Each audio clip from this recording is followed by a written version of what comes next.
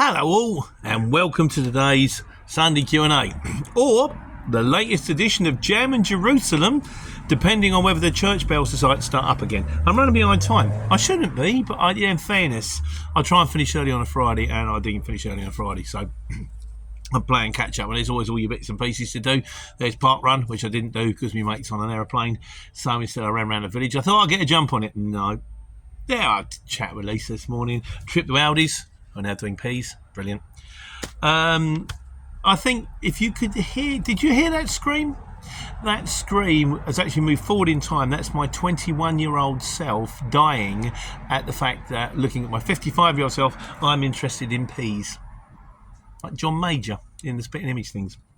So, but anyway, that aside, and I'm absolutely covered in Mysterio. It's like confetti. But you may hear that. So if you hear the church bells kicking off, that's fine. It's lovely. It's a nice day. It's really warm. It's very close today. Very close. Why do people say that? What, you mean it's near you? No, it means it's hot. Well, say it's hot then. Yeah, so straight into it. Fuel prices. This week's fuel prices combined with last week's fuel prices. Last week, Misc 106. My mate Lee, who's getting it cheap because he's only signed up with them, and you know they're going to crank it up. All Stars 105. UK Fuels 104. This week I've got 105. The one that's consistently the best, which I've got, I'll give them a shout out, is Fuel Card Services. They're consistently, since I've had them, the only problem is because I haven't been running a year, they only give me like a £350 pump. Which, you know, the amount you can fill up at your pump, and that's one tank. Still, I find also I can do that one and I do another one, and one comes out at the beginning of the week and one comes out halfway through the week. And when you're spending £500 a week on fuel, it doesn't hurt to split it. £250 here, £250 there. That's called splitting, for those of you who didn't know what that meant. But I think this week you should be looking for around 105, 106. If you're getting cheaper than that, well done you. If you're paying far over that, have a word. Right, so this week's main video was live bidding on the CX. Now, I've done it before. It's out of date. I kind of did it as a sort of, well, last time I've done this, it was really popular. And once again, it was really popular. So, but you all kind of know the score. Is that the bells? No, that's a strimmer. It's great, isn't it? It's better than the sound of like, I don't know, pneumatic drills, angle grinders, machine gun fire. It's not bad, is it? Really nice. Nothing to complain about. So, so live bidding on the CX. Roger Keshamar says, interesting video. How many days do these forward take to pay out nowadays? It varies. Now, I'm doing my own thing now, so I'm much more on top of it. And I've got a factoring company that only factors my main customers. So I've got the full thing. I've got customers that I run that don't pay on the factoring. I've got customers that I factor. And I've got jobs that I do on the CX. I would say, on average on the CX, expect to wait about 2 months. Not all of them are 2 months. Don't get me wrong. If you do a job on the 30th and it pays 30 days end of the month, presumably they should pay in 30 days. Presumably. Of the 6 invoices that I was due at the end of this month, it was only 6, in fairness.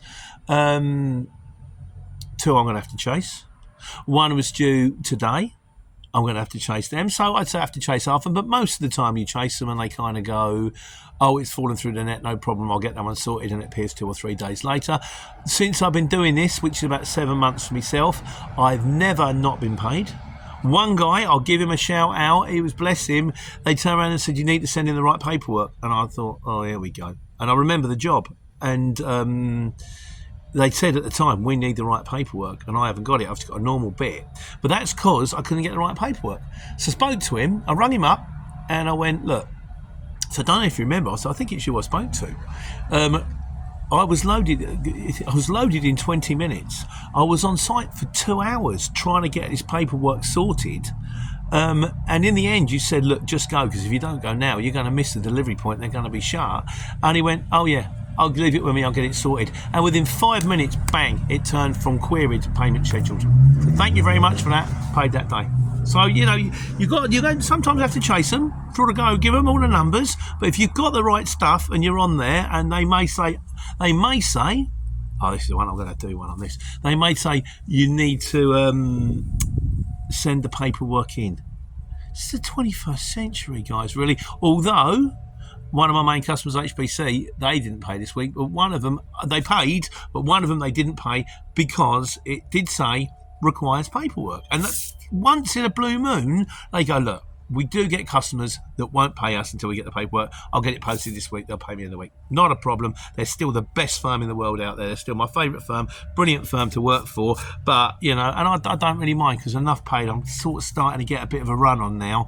So, okay, if I don't get it this week, I'll get it next week, but I'm not starving. So, there you go. But, yeah, I would say on the whole, if you budget for 2 months, 3 would be brilliant. But if you're thinking about running for yourself, trying to get 2 months ahead of time. Or if you got ones where you go, well, I can work for Barry, he pays me at the end of the week, so half the jobs you do for Barry, and that'll keep you afloat, and then the other half of your jobs you do on the CX, which is kind of what I had to do, it keeps it rolling. And also bear in mind that certain firms will factor on the CX.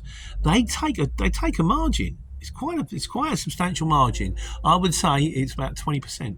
So if you do a job for like 100 quid, they want 20 quid. But you don't have to take it. They give you the option. Do you want to factor this invoice and get paid £80 within the next hour? Or do you want to not factor this invoice and get paid the full £100 in 2 months' time? You say yes or no. If sometimes you think, well, the bill's coming out, for the sake of a score, I'm going to take it. Sometimes you go, get stuffed. 20 quid's 20 quid. That'll buy me 17 bundles of peas. It's a lot of peas. Probably more peas than I'd ever eat in a year. I don't even like peas. Actually, I do. Pea shoots. They're really nice and salad. So it's up to you. You choose it, you take it. That's really nice. Choose it. A bit more of that. Take it, don't take it. Also on the live bidding, Leachy said, my mate Lee, he says, it's exactly the same for a van job. Every day is different and it doesn't matter where you are. You could be in the middle of nowhere and a job could appear just a few miles away. I've had it before. They've sent me right to the top of somewhere in the Lake District. Can't remember it was where Stan Laurel was born, just past that. I thought I've got absolutely no chance of coming out of here. I got a job from half a mile away. Probably the only job that came out of there. Skegness. You're in Skegness and the job appears. Skegness to Dunstable. And you're like, that job happens once a year and I happen to be here when it happened, that kind of thing, So you said you could be miles from where you just delivered to, although it's fairly rare. Why is it sometimes you'll bid on a few jobs you want, the least will ring and book you first? Yeah, that's interesting, isn't it? So you bid on 5 jobs, and the one that you really don't want will be the one that rings up and goes, yeah, right, because the one you don't want is also the one that nobody else wants, and that's why they're the only people that have only got one bid in, and they're the ones that are calling you. The ones that you do want, everybody else wants, and they're sitting there going, I'm going to get the cheapest. Or possibly not. Who knows? So that was live bidding. Hope it helps. I'll probably do it again in about 6 months, a year's time, something like that. Just give you an update, like on prices, that kind of stuff. So, which brings us to this week's Wise Guys, which is quite a long one. Tiffioso Cornwall says, hi Pete, apparently you can opt out of the work time directive but must be done in writing, but of course you can't opt out of driving hours as the law. I think what you're talking about there, Tiffy, is not, you can't opt out of work time directive. You can't, it's all law, but you can opt out of the overtime thing, which means the nighttime thing, which means if you go to work between 12 o'clock and 4 o'clock, you're technically night shift. And if you're night shift, you only have to do 10 hours. But you can sign to opt out of that. But you're still on work time directive, which is 13 hours a day maximum, although I think it's 3 times a week you can work 15 hours a day, which, let's face it, is a ludicrously long amount of time. And there's more hours to it. Fortunately, my man, Nick, who's the guy I always refer to, basically because he's my transport manager and he's done all the exams. So when we refer to Nick the trucker, the reason we go to the urban trucker is because the urban trucker is the man who knows. And the reason the urban trucker is the man who knows is because he's educated. He's actually got the books. He buys the books. He revises. He he has to keep himself updated. He's a transport manager. They're another league up. It's a bit like I'm the Mickey Mouse guy who hasn't got a clue what he's doing, but I've got a big mouth and I'm talking on YouTube. But when we actually really need to go, we go to the lawyers. That's Nick. Nick says, He says, hi Pete, on the subject of work time directive, you cannot fully opt out.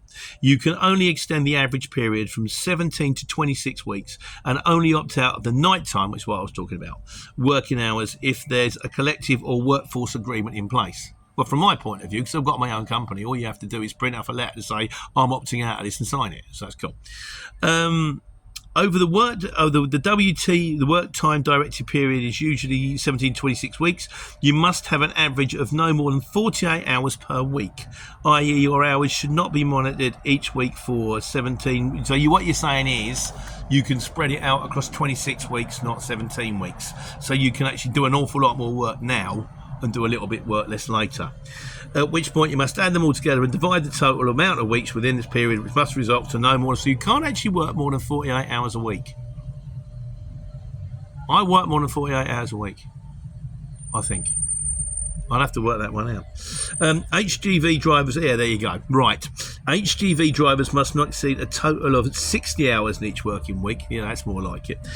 Night work maximum working time can be limited to 10 hours in a 24-hour period, but this can be extended under collective workforce agreement. The clowns just drove past. Night work is considered to be any hours work between midnight and 4 a.m. This we mentioned. For HGV drivers, and 1 a.m. to 5 a.m. for PSV drivers. That I didn't know. Every day's a school day, so as far as bus drivers and the rest of them are concerned, they're 1 till 5. Why? Why did they move them an hour forward? What, are they European? Are they on a different time zone or something? What's going on? I don't know. Right, also, more on the wise guys. Now, we had the thing about what farmers can do during harvest time. Right, I've been speaking to him about this. We speak a lot. He says, right, Pete, on the subject about farmers being exempt from tachograph laws during harvest time. Farmers may be exempt from tachograph and O licences under circumstances at any time, not just harvest time. I'll list some of these for you. It's interesting to find this stuff out, isn't it? Any vehicle licensed as an agricultural machine, including trailer drawn, thereby being used solely for haulage of specified objects, which presumably means potatoes. Vehicles with maximum authorised speed of 40 kilometres per hour also includes vehicles incapable of exceeding 40 km on a speed limit, which means you can drive your tractor as much as you like. Vehicles used or hired, I think that's what it means anyway. Don't listen to me, I'm clueless. Vehicles used or hired within a driver by agricultural, horticultural, forestry or farming, fishery undertakings for carrying goods as part of their own activities within a 100k radius from their base, which means if you want to move your gear from your field half a mile down the road to your farm and stick it there 24 hours a day, you crack on, son. The only problem, of course, with this, as Daniel will come at that in a minute, is that only within a 100k radius from base of undertaking, and the condition, this gets a bit, so you've just commented out the book, of a vehicle does not constitute the driver's main activity. Right, so you're farming and then you move it around the corner, and transport is not carried out for hire or reward. Basically, you're saying what we're all saying. You are not exempt from tachograph or O licensing laws if you're hauling goods for farmers. So if you pick up potatoes and you decide that you're going to move them from Lincoln, which is where they all come from, to Dunstable, and you just keep doing 24-hour shuttle runs, that doesn't count. Or anyone, in fact, under hire and reward at any time. Basically, if you're being paid to move goods, there are no exceptions unless you're under 3.5 ton. Because like the 3.5 ton mob, do what you like. Do you want to drive your van 24 hours a day? You can, but actually you can't, because there's a reasonable thing. Now, they're not under tacho laws unless you're in Europe, but there's a good chance that they will be soon, because, hey, any chance to make a bit of extra cheddar cheese for the government's going to happen, isn't it, really? But as my old transport manager used to say, Daniel, he used to say, everything is fine until it isn't. Which means you'll keep doing this and everything will be absolutely good for a year, 5 years, 10 years, and then something goes wrong. And when something goes wrong, then it's all on you. So be sensible about it. Don't drive 24 hours a day if you're in a van. Take regular breaks. If you feel tired, pull over, that kind of stuff. And if you're in a truck, comply. It's easy. I did one on this recently. I'll do a little link there. Keep it simple. It's not that tricky. You can make enough money. Run forward and backwards, forward and back. Bang, bang, bang, bang, bang. Take the dough, go home, be happy. Spend time with your family. Have a life. So, yeah, that's our 4 penneth on the wise guys, which brings us to this week's trucks. I don't know, 15. Maverick says, well done. Now, this is to do with elephant racing. We did one on elephant racing, darling. He said, well done, sir. There is nothing worse than being stuck behind two HGVs on a carriageway for 6 miles or more. The thing about this is when you're in a truck and when you've got weight on board, particularly, you've got to be wise about this because Zilla's educated me to this one.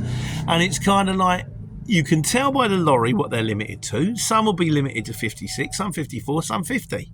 Some of the major supermarkets will limit their trucks to 50 just because they want to be the nice guys. We're the guys with the white hats. We're lovely. Yeah. And so when you see one of them coming up, you think, oh, I'm going to have to get around that guy.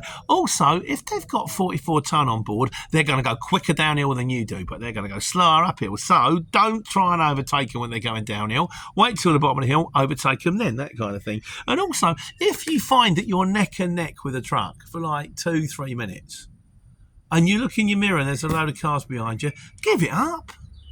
Just like, all right, I'll pull in. I'll change my limiter from 56 to 54. And you know what happens every time you do that? They pull off at the next junction. And then 2 junctions later, I'll look down and go, I'm still doing 54. I forgot to clock it back up again, but that's on me. But yeah, just let it go.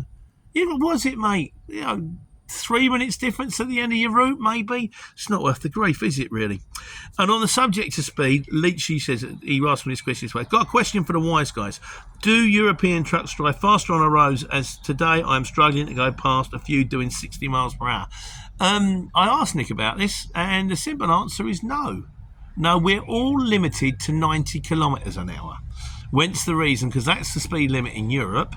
So that's why we do 56 here, despite the fact on HGVs the limit is 60. And I said, well, if you've got a standard national, why can't you have it at 60? He said, we're limited to 56, so that if you go downhill and you get a bit of speed up, you go 60, you're still not on overspeed. And you can actually, it is possible to have your truck wound up, as they say, or you can have it put on a tacho with with 1 millimetre tyres, and the second they've actually calculated the speed, bring them out and put it on 10 millimetre tyres. I just know this because people tell me. I haven't done it. It's not worth it. I can't be off the grief. And so you can, but then if you get a tug and they go, you said your tacho is supposed to only, your limiter is supposed to go, because you can go into, you need the DAF computer, you can go into the settings and you can muck about with it so it'll go quicker, because it's not like the engine can't take it. But if they go and do an analysis on you when they find it, they will do a full inspection. They'll take you to pieces. They'll go, right, okay, we want to see everything. We want to see maintenance records. We want to see tachograph records. Is it worth it for 4 miles an hour? Personally, I don't think it is. I'm just happy. I'll just toddle along like Noddy, popping me on, waving nicely at the people with me big funny hat on. I know a joke about Noddy. Why does Noddy wear a hat with a bell on it? I'm not going to tell you the answer to that joke. Anybody who knows that joke will know why. Which brings us to miscellaneous. Anybody wants to know the answer to that joke, put it in the comments. Miscellaneous this week. Sean Gill Martin says, we're just talking about getting directions and waves. The thing, I said, I did one again, link on how to use waves as a sat nav. And then recently, every time I've got to try and get routes out of it, I'm struggling. So I thought I'll go over to Google Maps. Struggling with that one as well. What's it going to show you? It shows me routes before the beginning of the route. If you try and stop halfway through and go, it's redirected, find me a route that takes me back to the A roads. No, what routes? You just go that way. You said you wanted to go that way. You go, no, I didn't. You redirected me. Anyhow, he says, I remember asking for directions in the Gorbals in the early 90s at a corner shop. It was like a scene from Train Spotting. He said, I left none the wiser. Although I had a box full of A to Zs, I always seemed to lose the Glasgow one. Hamilton Services petrol station made enough money out of me to retire on my sales of A to Zs. It was like Waze, but it does not depend on user alerts, and sometimes if you're the first on the scene, you can get caught out. Doing Google Maps at the same time, if you can, gives you the best chance. I don't know, mate. I did buy a map. I'm still I'm struggling to read it. Most of the time, I'm doing that thing like I did on that link to that video I just showed. If I can get ways up and I can get as many A roads as possible, you still get the odd one. Sometimes it's a B road. Sometimes it's a bit painful getting in, and you find another way out. But on the whole, I'm getting a lot better. But that's it for today, Sonny Q. No bells. someone's getting married, coming to the chapel. Well done. And I hope they have a wonderful wedding and a happy life. And in the meantime, I'm going to send this off and then do all my social media and then plant some peas. Exciting is the life I lead. And then on Monday, I'm up at 3 o'clock, so I'm going to Leeds to take care and take money.